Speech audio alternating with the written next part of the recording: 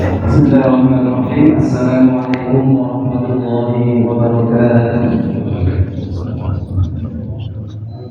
Innal hamdalillah wassalatu wassalamu ala Rasulillah wa ala alihi wa ashabihi wa man wala.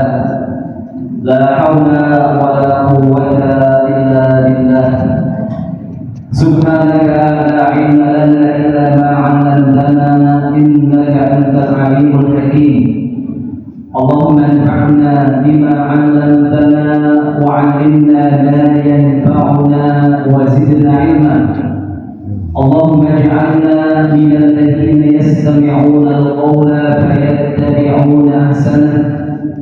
Allahumma arinal haqqa haqqan warzuqna ittiba'ah wa arinal batila batilan warzuqna ijtinabah. Rabbana la tuzigh qulubana ba'da idh hadaytana wa hab lana min ladunka rahmah innaka antal wahhab. Amin amin ya rabbal alamin.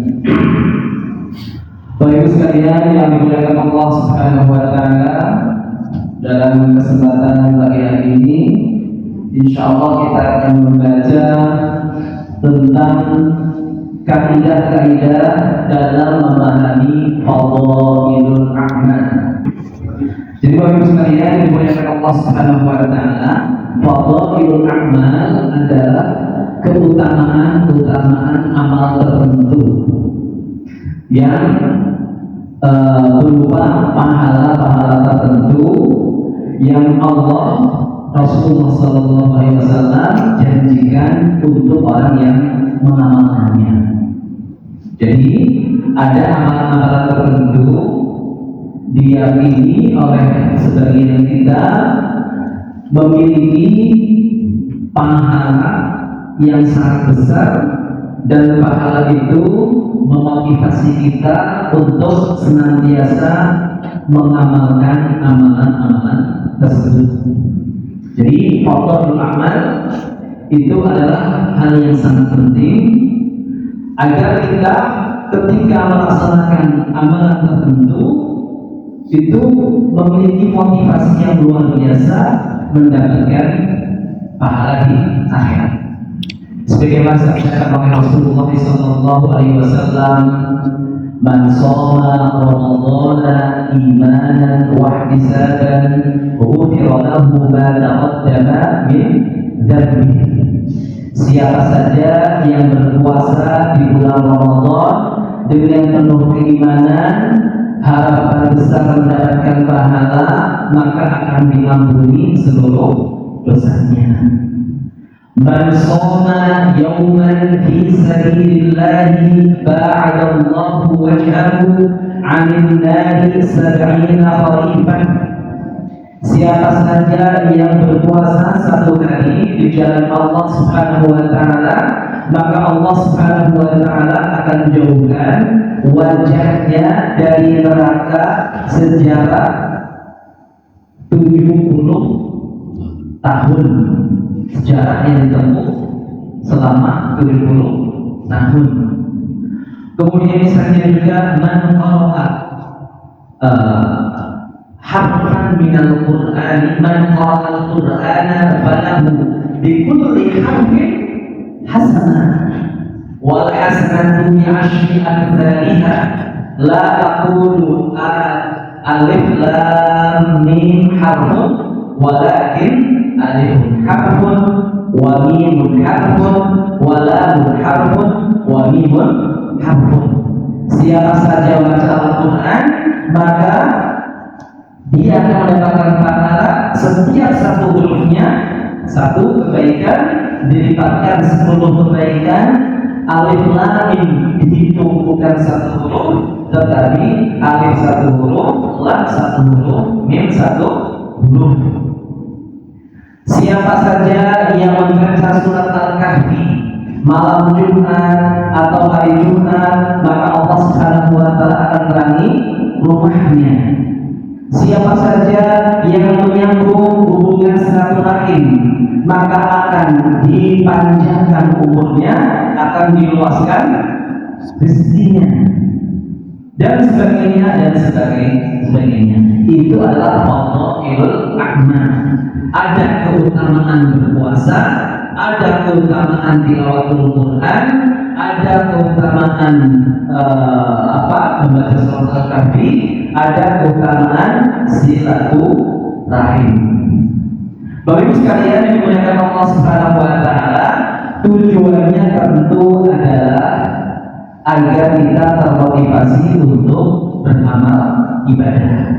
Semakin banyak kita beramal ibadah, maka kita harus tahu fadhailul a'mal. Bukan hanya fikih yang kita ketahui, tetapi hadis-hadis yang mendorong kita untuk beramal juga harus kita ketahui. Karena dengan demikian kita akan berpacu. Siapa yang lebih baik amalnya, siapa yang lebih banyak amalnya, dan yang terdepan, maka inna akramakum indallahi atqakum. Yang paling mulia di antara kalian di sisi Allah adalah yang paling bertakwa, yang paling banyak kemaksiatan dihindarinya, yang paling banyak perintah Allah dilaksanakannya. Jadi fadhailul a'mal itu adalah jalan menuju ketakwaan di sisi Allah Subhanahu wa taala. Namun demikian akan lebih sempurna Bapak Ibu sekalian yang dimuliakan Allah Subhanahu wa taala, jangan kita itu begitu mendapatkan sebuah hadis menyebutkan pahala amal ibadah tertentu langsung kita amalkan. Banyak sekali berseliweran hadis-hadis atau kata-kata yang dianggap hadis padahal bukan hadis. Berseliweran hadis tetapi derajatnya dhaif. Padahal menimbulkan pahala itu adanya di mana? Di akhirat. Akhirat itu masih ghaib bagi kita. Kita belum merasakan akhirat. Yang mengetahui yang ghaib hanyalah Allah Subhanahu wa taala. Kita baru tahu kalau diberi tahu. Alhamdulillah Rasulullah SAW mendapatkan wahyu tersebut disampaikan kepada kita, maka kita sudah bisa mendesain surga kita, mendesain merencanakan kematian kita.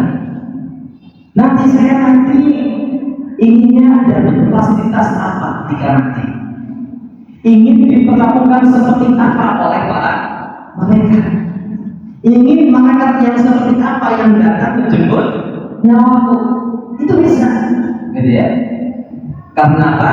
Sudah dikabarkan oleh Rasulullah SAW melalui fadhailul a'mal. Bapak sekalian yang dimuliakan Allah Subhanahu wa taala, dengan mengetahui kaidah-kaidahnya, insya Allah kita akan semakin baik amal ibadah kita, kemudian benar-benar menjadi hamba-hamba yang bertakwa. Ada sekitar 8 kaidah. Nggak tahu apakah selesai atau tidak. Kalau nggak selesai, kita selesaikan pada kesempatan yang akan datang. Yang penting jam 6:10 itu kita berhenti. Bapak Ibu sekalian yang dimuliakan Allah Subhanahu wa taala, kaidah yang pertama, karena kita sedang membahas fadhailul a'mal, maka kita harus mengetahui apa itu al-a'mal. Ternyata al-a'mal itu adalah amal soleh mencakup seluruh ketaatan kepada Allah Subhanahu wa taala, baik lahir maupun batin. Jadi yang namanya amal ibadah itu semua bentuk ketaatan. Bisa ketaatan yang bersifat lahir seperti sholat, membaca Al-Quran, berpuasa, haji, umroh, tilawatul Quran dan sebagainya, itu adalah al-a'mal al-zahirah, amal-amal lahir. Tapi ada al-a'mal al-batinah, amal-amal batin, yaitu niat, khusyuk, tadabbur, mengharapkan pahala, kemudian takut kepada Allah Subhanahu wa taala, sikap zuhud, bertakwa dan sebagainya adalah amal batinah. Al-amal al-zahirah, amal batin itu ada yang kecil, ada yang besar. Al-amal al-batinah, amal batin ada yang kecil, ada yang besar. Maka bagi sekalian yang dimuliakan Allah Subhanahu wa taala, sebisa mungkin kita dapatkan semuanya. Kalau nggak bisa, kita kedepankan yang paling penting, gitu. Sehingga dengan mengetahui, dengan memahami bahwasanya al-a'mal dalam fadhailul a'mal itu sangat luas, bukan hanya ibadah yang lahiriah, tapi juga ibadah yang batinnya, maka kita insya Allah akan semakin sempurna ketakwaan kita kepada Allah Subhanahu wa taala. Sebagaimana disampaikan oleh para ulama, apa itu al-ibadah? Al-ibadah itu ismun jami'un lima yurdillah min qawlin wa 'amalin wa hakim. Ismun jami'un li kulli ma yurdillah, sesuatu atau segala hal yang bisa membuat kita mendapatkan ridho Allah Subhanahu wa taala, baik berupa perkataan, perbuatan, perasaan atau keadaan kita. Jazakumullah khairan. Nah, ini amal juga, amal batinan, amal zahir, gitu ya. Yang sedang duduk, sedang beramal atau mendengarkan, yang menyajikan teh juga sedang beramal. Ada yang besar, ada yang kecil, semuanya harus kita pahami bahwa itu adalah amal. Nah, gitu.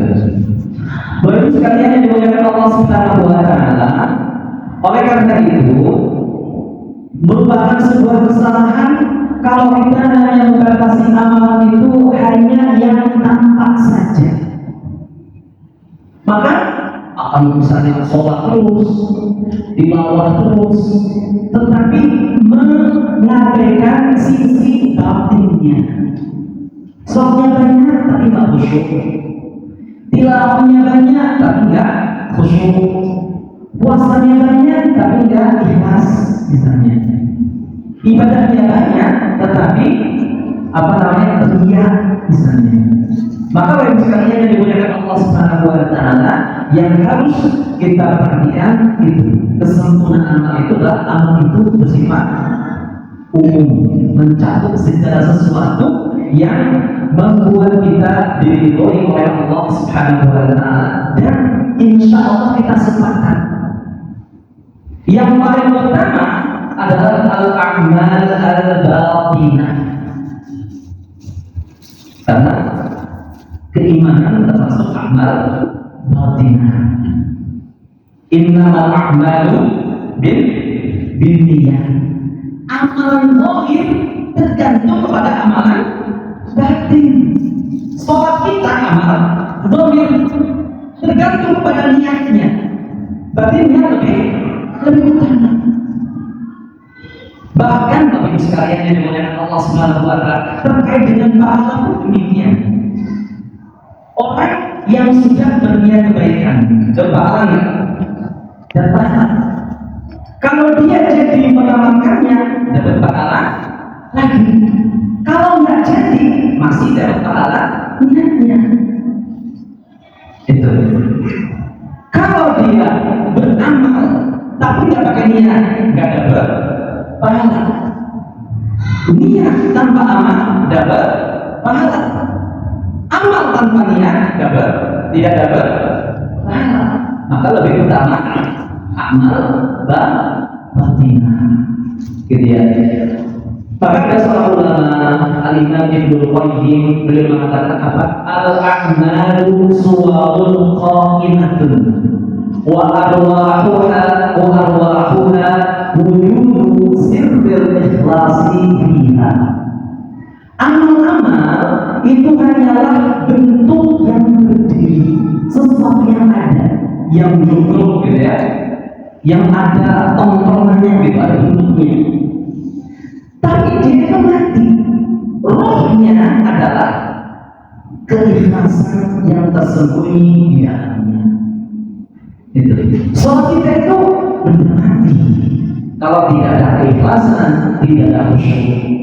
Puasa kita itu benda mati. Kalau nggak ada keikhlasan, nggak ada khusyukan. Nah itu. Jadi bagi sekalian yang dimuliakan Allah Subhanahu Wa Taala dari sini, kita hendaknya akhirnya akan memahami bahwasanya ketika kita mengejar fadhilul amal, jangan lupakan sisi batinnya. Walaupun yang disebutkan dalam hadisnya misalnya adalah amal zahirahnya. Gitu. Jadi yang disebutkan amal lahiriahnya, sholat, membaca. Begitu banyak. Karena apa? Siapa saja membaca Al-Quran, maka pahalanya setiap satu huruf 10 kebaikan. Kan nggak mau sampai 10, maunya 100, 1000, 1.000.000, 1.000.000. Berarti tanyakan. Tapi mungkinkah Allah Subhanahu Wa Taala memberikan pahala yang demikian besar hanya dari suara yang keluar dari mulut kita? Sementara ada hadis Rasulullah Sallallahu Alaihi Wasallam, Inna Allah la yanzuru ila suwarikum, wala ila ajsadikum, walakin yanzuru ila qulubikum wa a'malikum. Sesungguhnya Allah Subhanahu Wa Taala tidak menilai kalian dari bentuk rupa kalian, tidak menilai kalian dari fisik kalian. Allah perhatian, nggak peduli itu mau kurus, mau gemuk, mau hitam, mau putih, yang Allah nilai.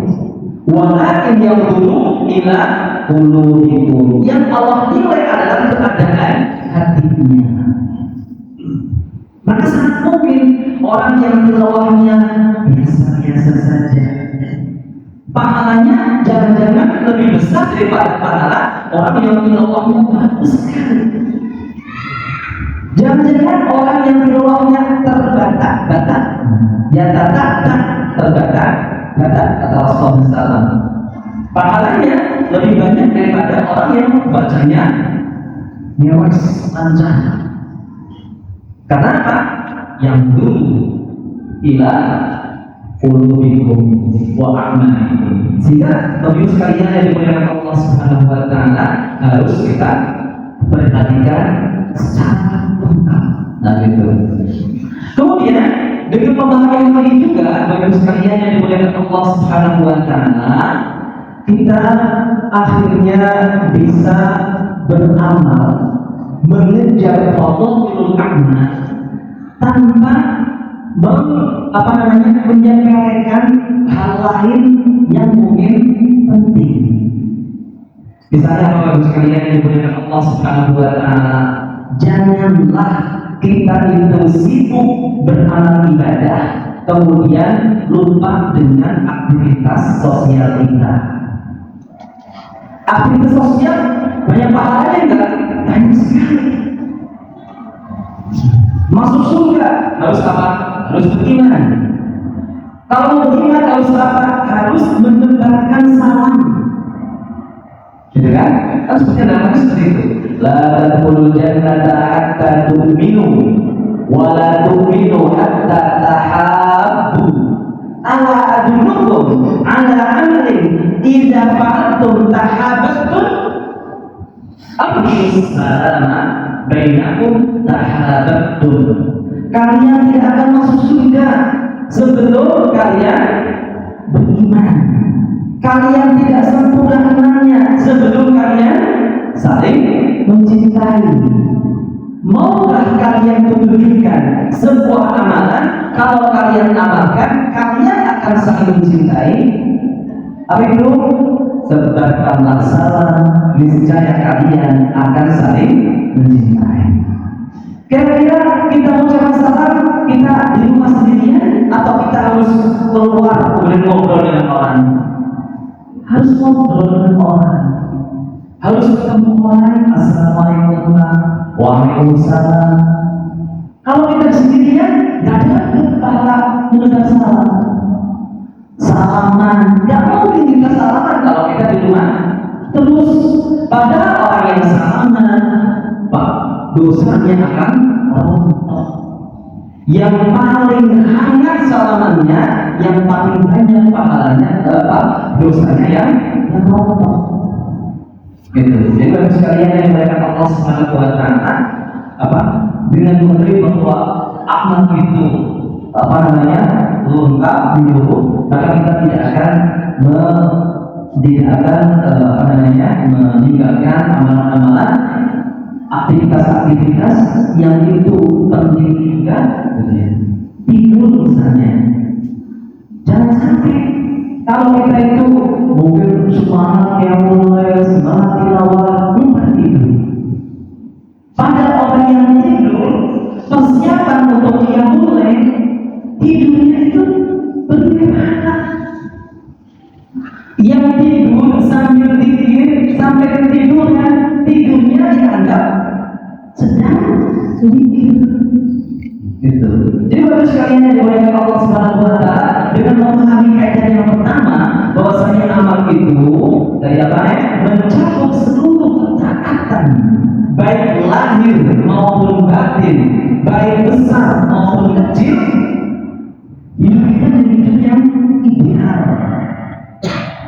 hidup yang ideal, agar keimanannya kuat, ibadahnya kuat, akhlaknya bagus, hubungan dan keluarga bagus, hubungan dengan tetangga bagus, olahraganya bagus, fisiknya sehat, ekonominya bagus, gitu ya.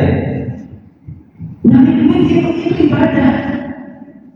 Man sa'a ala walidayhi fa fi sabilillah. Kata Rasulullah SAW, siapa yang bekerja untuk menghidupi kedua orang tuanya, dia berada di jalan Allah. Wa man sa'a ala iyalihi fa fi sabilillah. Siapa yang bekerja untuk menghidupi keluarganya, tanggungannya, dia di jalan Allah. Wa man sa'a ala nafsihi liyuhibbuha fa fi sabilillah. Orang yang bekerja untuk menghidupi dirinya sendiri supaya dirinya jauh dari yang haram, bisa berada jalan Allah. Minum ada pahalanya. Saatnya kita bersyukur dengan minum. At-ta'imu syahid bimanzilat as-sa'im as-sabir. Harus begitu. Orang yang makan, enak gak makan? Enak. Siapa yang bisa makan? Amalnya makan, Bapak Ibu sekalian. Tapi syaratnya apa? Asyakir, at-ta'imu syakir. Orang yang makan, dia bersyukur bimanzilati.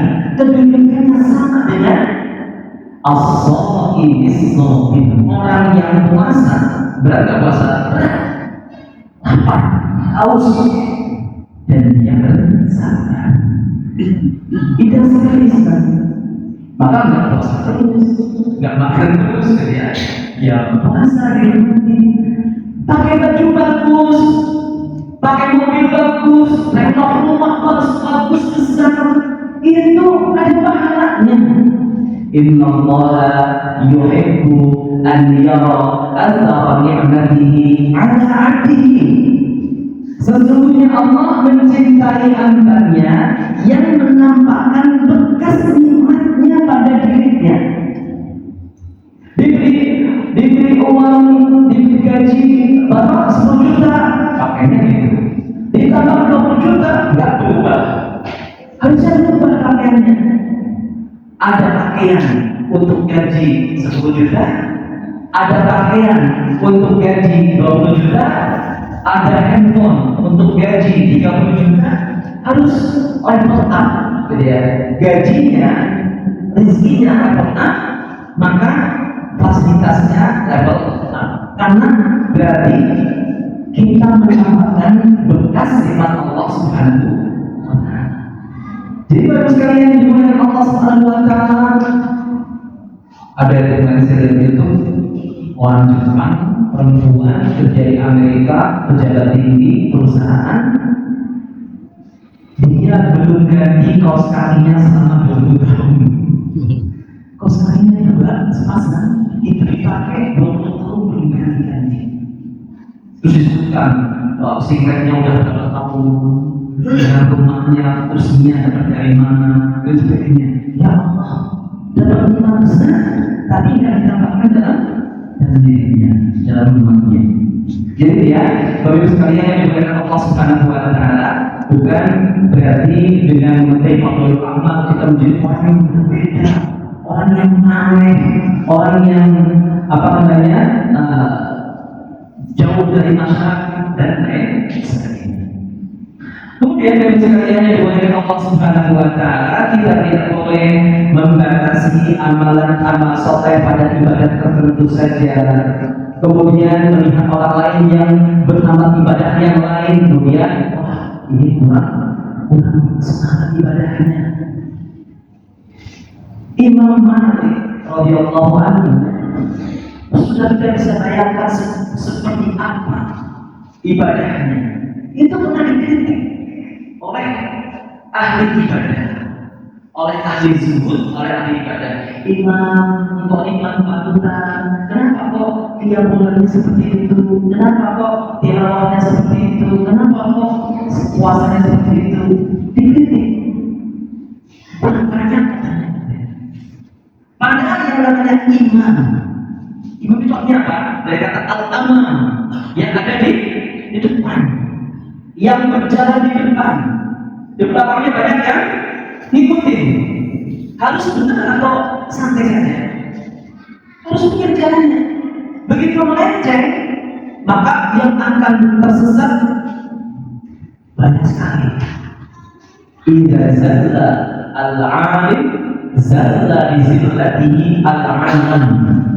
Zalla al-alim zalla al-alam. Satu orang ulama kalau tersesat maka akan menyebabkan kesesatan banyak sekali orang di belakangnya. Maka keutamaan beliau adalah mencari ilmu, mencari petunjuk, mengajarkan ilmu, menyampaikan petunjuk. Maka itulah yang paling utama bagi Imam Malik. Jangan disamakan dengan orang biasa. Walaupun Imam Malik yang fokusnya pada ilmu, ibadahnya juga ternyata sudah sangat luar biasa. Saya mau baca kalau Bapak sholat itu seperti hatinya, gitu. Tilawahnya juga luar biasa. Tetapi fokusnya pada hati beliau. Mujtahid, al-alimul mujtahid, satu ulama yang mujtahid, kemudian ada mazhabnya. Dengan demikian juga kita tidak boleh memisahkan antara kebaikan ukhrawi dengan kebaikan duniawi. Fokus pada akhirat, lupakan dunia. Gitu. Kemudian tidak boleh meremehkan amalan-amalan yang tidak boleh meremehkan teh. Mungkin dianggap amalan remeh, pahalanya besar pada sana. Membuat ibu semuanya jangan. Pertama, pahala lewat ya. Lewat ya, agak lewat ya. Ini kan lagi zikir. Lagi zikir itu orang yang sedang istirahat di luar aja kesalahan, gitu ya. Apalagi yang sengaja niat duduk di sini untuk berzikir, untuk belajar, untuk berdoa. Tapi masa kasih disamakan antara yang perhatian sama yang ngantuk. Allah maha adil juga. Maka yang semangat ya juga ditinggikan derajatnya. Duduknya sama-sama di sini, derajatnya nggak sama di sisi Allah Subhanahu wa Ta'ala. Yang paling banyak mungkin pahalanya atas, karena untuk semua mereka tehnya. Nah, kayaknya nanti di sini kanan ini tehnya tuh nggak terlalu manis, nggak enak sekali. Nah, baru sekalian dimakan Allah. Baru kaidah yang pertama, seperti ketinggalan 15 menit. Apa ya tadi? Santai-santai saja. Apa? Ibadah masih panjang. Kemudian yang kedua, baru sekalian dimakan Allah Subhanahu wa Ta'ala. Kaidah yang kedua, kaidah pertama tadi adalah amal ibadah itu mencakup segala sesuatu, baik lahir maupun batin, baik besar maupun kecil, baik penting maupun remeh. Kaidah yang kedua adalah fadilah amal adalah pahala yang Allah Subhanahu wa Ta'ala tetapkan untuk amal ibadah tertentu disampaikan dalam Al-Quran dan hadis. Jadi bagi sekalian yang benar Allah Subhanahu wa Ta'ala harus ada dalilnya, karena menunjukkan pahala. Pahala itu ghaib. Ghaib itu apa? Monopoli Allah Subhanahu wa Ta'ala. Baru diketahui kalau diberitahukan melalui apa? Wahyu. Kepada siapa? Rasulullah Sallallahu Alaihi Wasallam. Dari Rasulullah kepada kita, kepada para ulama, kepada kita. Bagi yang mau belajar. Bagi yang tidak mau belajar, dia tidak. Yang mungkin itu. Bagi sekalian yang mengatakan Allah Subhanahu wa Ta'ala, oleh karena itu bisa kita pahami yang namanya fadhailul amal tidak bisa didapatkan atau dipahami hanya dengan akal kita. Oh, di sini pertama apa ini ada. Oh, duduk di sini pertama karena ini tidak bisa. Jadi harus ada dalilnya. Nah gitu. Dari Al-Quran maupun hadis. Misalnya bagi sekalian yang dimuliakan Allah Subhanahu wa Ta'ala, kayak tadi membaca Al-Quran, pahalanya setiap dulu itu apa namanya 10 kebaikan. Kok 10? Kok enggak diangkat? Karena Allah yang maha tahu, kan Allah yang akan memberikannya. Maka Allah yang memberitahukannya kepada Rasulullah Sallallahu Alaihi Wasallam. Kemudian baca surat Al-Ikhlas, itu pahalanya sepertiga membaca Al-Quran. Membaca sepertiga Al-Quran. Al-Ikhlas itu Quran. Percaya enggak? Harus percaya. Kali sampai kata Rasulullah Sallallahu Alaihi Wasallam. Maka ada orang yang hobinya seperti pakai Al-Ikhlas. Karena 3 kali baca sudah hampir khatam. Pahalanya maksimal, amalannya minimalis. Pahalanya maksimalis. Yang apa-apa, jadi ada hadisnya. Jadi, walaupun ulama akhirnya melogikakan. Yang apa? Yang penting ada dalilnya dulu, ada materinya dulu, kemudian dipikirkan apa? Ada yang mengatakan Al-Quran itu temanya ada 3. Ada akidah, ada ahkam, ada qasas. Ada akidah itu tentang keberadaan Allah, para malaikat, alam akhirat dan sebagainya. Ada ahkam tentang aturan-aturan. Hubungan kita dengan Allah, hubungan kita dengan sesama, hubungan kita dengan alam semesta. Ada qasas, kisah-kisah para nabi, kisah-kisah musuh para nabi dan lain sebagainya. Maka karena ada 3 tema besar Al-Quran,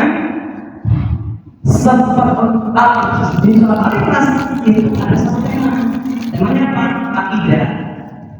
Maka Al-Ikhlas itu sepertiga dari 3 tema. Sepertiga Al-Quran. Ada yang seperti itu.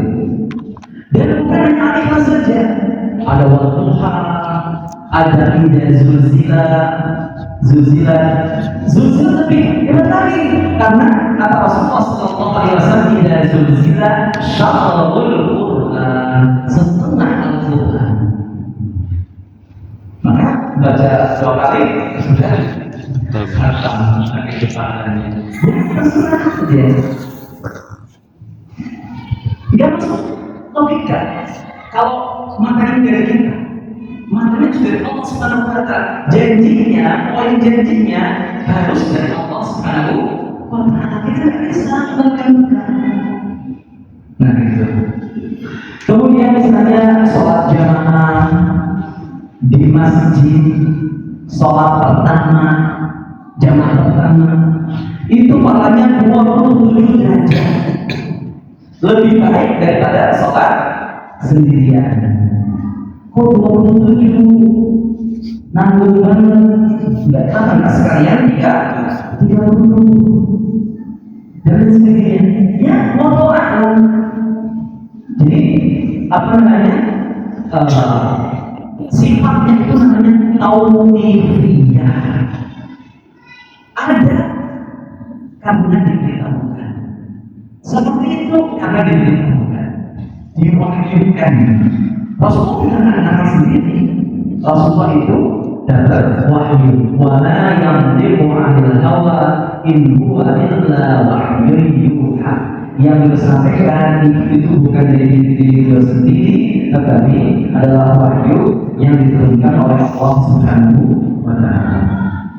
Kemudian yang sebenarnya dibolehkan Allah Subhanahu wa Ta'ala, maka jangan kita meyakini sebuah amalan hanya karena kita menilai amalan itu baik, kita nilai amalan itu manfaatnya besar, kemudian kita langsung menentukan pahalanya kayak sekian. Kita ada orang untuk mengamalkan itu karena pahalanya ini. Tidak boleh seperti itu.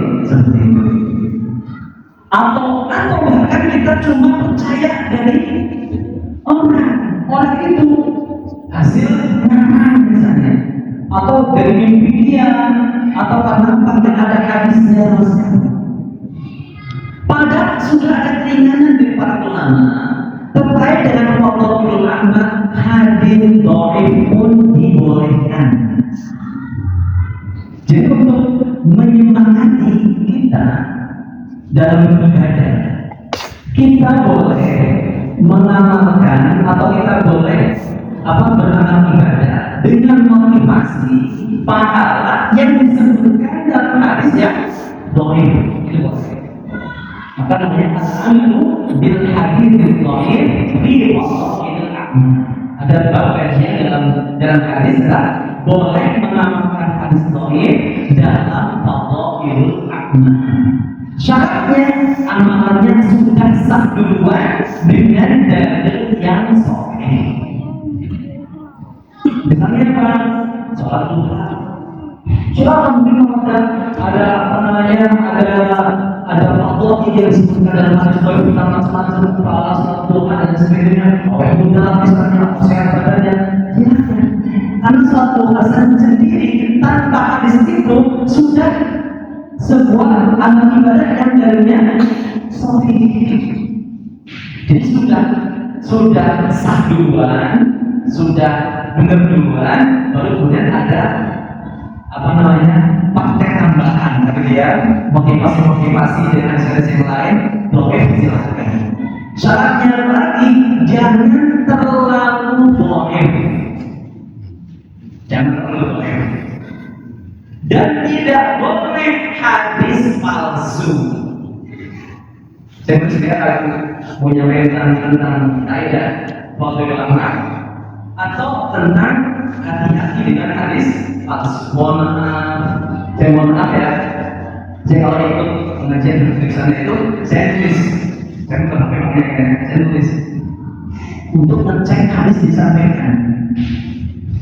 Enggak cuma sekali, enggak cuma 3 kali, berkali-kali gitu ya. Bahkan dalam khutbah Jumat disampaikan ini apa? Bukan hadis, dicari buku hadis itu tidak ada.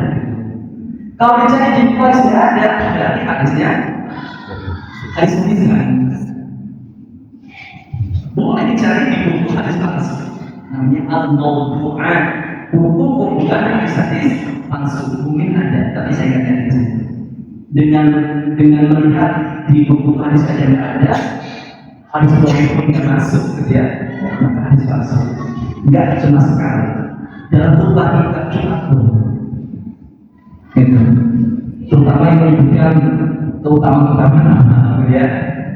Nggak tahu kemarin apa tiga orang yang dicintai Rasul itu ada beberapa keterangan seperti itu. Nggak tahu, tapi saya nggak tahu karena nyebut hadis gitu di grup ini ya. Dan meskipun pakai nonton meski bahkan palsu dan ustaz gitu ya, nggak tahu walaupun. Jadi ada hadis palsu itu, di antara motivasi munculnya hadis palsu adalah mendorong orang untuk beramal, yaitu hadis palsu yang isinya Allah bil akna. Dan apa mereka melakukannya? Mereka sadar salah, tetapi mereka menulis dengan sebuah hadis Rasulullah SAW, "Man kadzaba 'alayya muta'ammidan falyatabawwa maq'adahu minan nar." Siapa saja yang membuat hadis palsu, meriwayatkan hadis palsu, maka siap-siap menempati tempatnya di neraka. Hadis itu disebutkan Pak Muhammad atau yang suka memasukkan hadis, kadzaba 'alayya, yang membuat hadis palsu untuk merugikan Rasulullah SAW. Aku kan membuat hadis palsu nggak untuk merugikan Rasulullah. Aku kan membuat hadis palsu untuk menyemangati pengikut Rasulullah agar mereka itu beramal ibadah. Berarti kan kalau mereka beramal ibadah, Rasulullah sukses dong dalam dakwahnya. Banyak yang melakukan mengikuti sunnahnya. Gitu. Jadi saya tidak merugikan Rasul, saya membantu Rasulullah. Gitu. Jadi pakai melas pakai satu huruf alaiya. Saya nggak alaiya. Saya itu li. Saya memasukkan hadis demi kebaikan dakwah Rasulullah SAW. Gitu. Jadi para ulama hadis itu merespon dia mau niatnya baik, mau niatnya buruk, kalau memasukkan hadis Nabi, ya sama-sama dia tahu maknanya ya. Jadi harus kita tahu. Nah, kalau kita yang dibolehkan Allah Subhanahu Wa Taala di antara sensor kita, kalau mendapatkan hadis seperti itu, biasanya pahalanya yang disebutkan besar sekali, amalannya biasa saja. Itu udah pertanda itu hadis palsu biasanya. Tapi nggak semuanya ya, nggak semuanya. Misalnya apa namanya puasa hari ini, satu hari kesekian, teman-teman ya. Pahalanya 17 sekian malaikat, puasa sekian malaikat. Dan kreatif, bikin pahala itu kreatif sekali. Gak cukup dengan berwala hubungan atau jamanin Islami. Biasa banget hadis itu. Hadis Sahih Bukhari Muslimnya terlalu biasa. Siapa yang puasa, ikhlas untuk Allah, iman dan Islam, cuma diampuni. Jadi kurang keren pahalanya. Pahala amalan sekian ribu nabi, begitu ya. Satu hari seperti puasanya sekian ribu nabi, sekian ribu malaikat, kan aneh saja. Jadi bagi sekalian yang boleh Allah Subhanahu Wa Taala harus berhati-hati dengan menjadikan Jadi Allah ulama itu harus ada hadisnya. Karena ini mungkin ada ayatnya atau hadisnya, walaupun diberi kelonggaran, Gak apa-apa hadis dhaif. Yang penting dhaifnya tidak terlalu. Kemudian amal ibadah sendiri tanpa hadis itu sudah sah, sudah dibolehkan, sudah syar'i, ya. Kemudian bagi sekalian juga Allah Subhanahu wa Ta'ala yang ketiga masih 10 ya, adalah fadhail a'mal datang dalam bentuk umum atau khusus. Umum dan khusus. Jadi bagi sekalian dimuliakan Allah Subhanahu wa Ta'ala, ada keutamaan amal ibadah yang sifatnya itu umum. Umum artinya apa? Keutamaannya berlaku untuk seluruh kaum muslimin tanpa dikaitkan dengan keadaan tertentu. Siapa yang baca Al-Quran, siapa yang sholat dan sebagainya, saya puasa, itu sifatnya umum. Tetapi ada fadhail a'mal yang khusus. Apa itu? Keutamaan yang berkaitan dengan keadaan tertentu. Seperti keutamaan sedekah ketika terjadi bencana, jihad ketika kaum muslimin diserang, berbakti kepada orang tua ketika mereka membutuhkan pelayanan, menuntut ilmu ketika kebodohan itu merajalela. Jadi ada hal-hal yang sifatnya itu khusus. Ada yang sifatnya umum, berlaku setiap keadaan, semua orang, ada yang berlaku khusus. Dari yang apa sekalian dimuliakan Allah Subhanahu wa Ta'ala, al-umum bisa kita bahas ya. Dari adanya yang khusus. Rasulullah SAW suatu kali ditanya oleh para sahabat tertentu ya, ditanya misalnya, ayyul amali ahabbu ilallah, amalan apa yang paling dicintai Allah, atau yang paling tinggi fadilahnya? Maka beliau menjawab, as-salatu ala waqtiha, salat di awal waktu. Ini tafsirannya, salat bukan di dalam waktu, tapi di awal waktu. Kemudian hadis Sahih Bukhari Muslim, ya. Kemudian ditanya lagi dalam kesempatan yang lain, al-afdal ayyul amali afdal? Beliau menjawab, afdalul a'mali imanun billahi wa rasulihi tsumma jihadu fi sabilillah. Amal yang paling utama adalah iman kepada Allah, iman kepada Rasulullah, kemudian jihad di jalan Allah. Jadi kalau kita boleh bandingkan, tadi sholat, sekarang kok jihad. Ditanya lagi, beliau pernah menjawab, ahabbul a'mali ilallahi adwamuha wa in qalla. Amalan yang paling dicintai Allah adalah amalan yang paling istiqomah kita laksanakan walaupun kadarnya cuma sedikit. Jadi yang benar mana? Yang paling dicintai Allah, sholat atau jihad atau amalan yang istiqomah?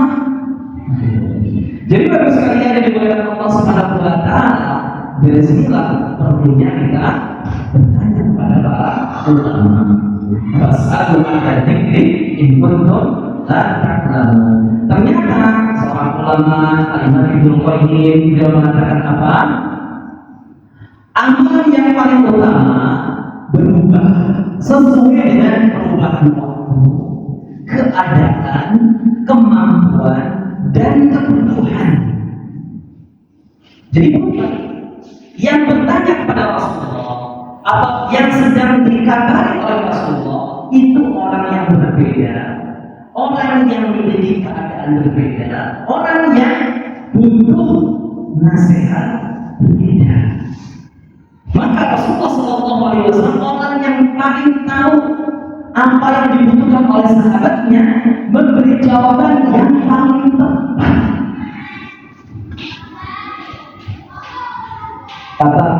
Kata ulama ya, saya lupa. Jadi ulama mengatakan orang yang bicara tentang sedekah di masyarakat yang banyak berzina, itu ulama yang berkhianat pada umat Islam. Jadi kalau ceramah itu, kalau berdakwah itu harus sesuai dengan yang dibutuhkan oleh masyarakat ini. Ada ulama yang mengatakan di situ tujuannya apa? Disampaikan yang indah-indah dan sebagainya. Itu berkhianat pada umat Rasulullah Sallallahu Alaihi Wasallam. Rasulullah itu paling tahu apa yang dibutuhkan, menyampaikan yang dibutuhkan saja. Maka ada kata "la yang dikasih cuma la saja. Begitu. Jadi misalnya yang dimana Allah Subhanahu Wa Taala, jadi apa itu yang bersifat khusus, gitu ya, dan tidak adanya khusus. Khairukum man ta'allama al-Qur'an wa 'allamahu. Sebaik-baik kalian adalah yang belajar Al-Quran dan mengajarkannya. Sudah rumah bumi, rumah hancur, harta hancur, nggak ada makanan. Apakah kita bikin TPA di sini? Kita bikin dapur umum di situ. Pos boleh bantuan. Itu bukan ngajarin Quran di situ. Bahwa khairukum man ta'allama al-Qur'an. Kalau ada fadilah khusus di situ terkait apa? Membantu orang yang membutuhkan. Nah itu. Jadi bapak sekalian dimuliakan Allah Subhanahu Wa Taala, keutamaan ada amalan-amalan tertentu, keutamaannya itu tidak berlangsung selamanya. Berlangsungnya pada keadaan tertentu saja. Ada sahabat mau pergi berjihad, ditanya oleh Rasulullah Sallallahu Alaihi Wasallam, kau masih punya anak tua? Masih. Wafi gimana terjadi? Berjihadmu adalah birrul walidain. Seperti itu. Rasul tahu berarti keadaan apa namanya orang tua sahabat itu. Maka jangan sampai anaknya pergi berjihad, orang tuanya tidak ada khusus. Rasulullah orang yang logis, yang realistis. Maka jihadnya adalah birrul walidain. Tapi jangan gunakan hadis itu untuk tidak berjihad. Siapa berjihad? Lebih utama birrul walidain. Birrul walidain lebih utama dalam keadaan tertentu. Jadi orang sekalian yang dimuliakan Allah Subhanahu Wa Taala, apa namanya? Jadi datang dalam bentuk umum dan bentuk khusus. Kebanyakan nanti ada yang bersifatnya adalah khusus, harus kita pahami untuk keadaan tertentu saja. Mungkin insya Allah pada kesempatan kita akan lanjutkan dan kita perdalam juga yang berikutnya ini. Kalau dialognya silakan kalau ada yang didiskusikan. Foto.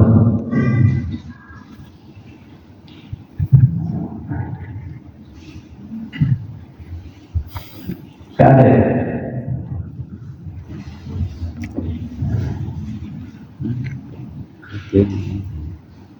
Kalau nggak ada, maka mari kita cukupkan.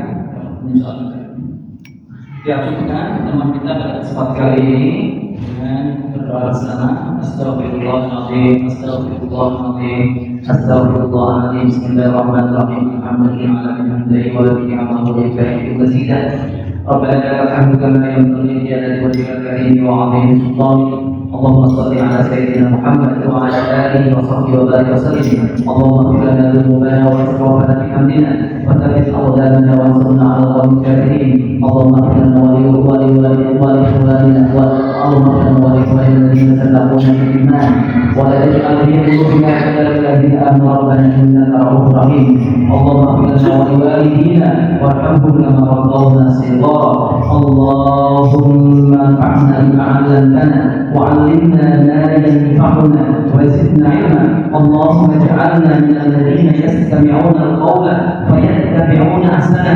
اللهم أرنا الحق حقا وارزقنا اتباعه وأرنا الباطل باطلا وارزقنا اجتنابه ربنا لا تزغ قلوبنا بعد إذ هديتنا وهب لنا من لدنك رحمة إنك أنت الوهاب اللهم آت نفوسنا تقواها وزكها أنت خير من زكاها أنت وليها ومولاها اللهم أحسن عاقبتنا في الأمور كلها وأجرنا من خزي الدنيا وعذاب الآخرة ربنا آتنا في الدنيا حسنة وفي الآخرة حسنة وقنا عذاب النار وصلى الله على سيدنا محمد وعلى آله وصحبه وبارك وسلم والحمد لله رب العالمين الفاتحة.